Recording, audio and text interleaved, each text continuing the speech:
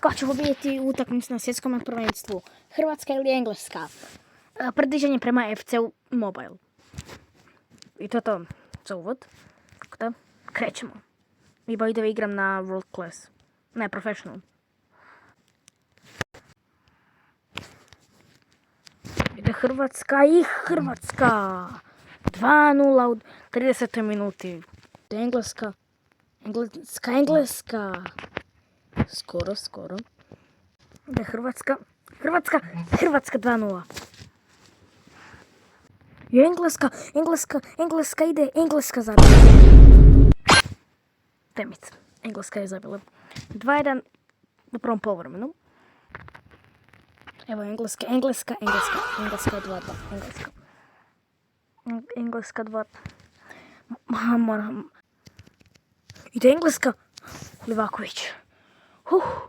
Livaković nas je spasio. Viđanjima Hrvatska-Engleska bit će 2:2.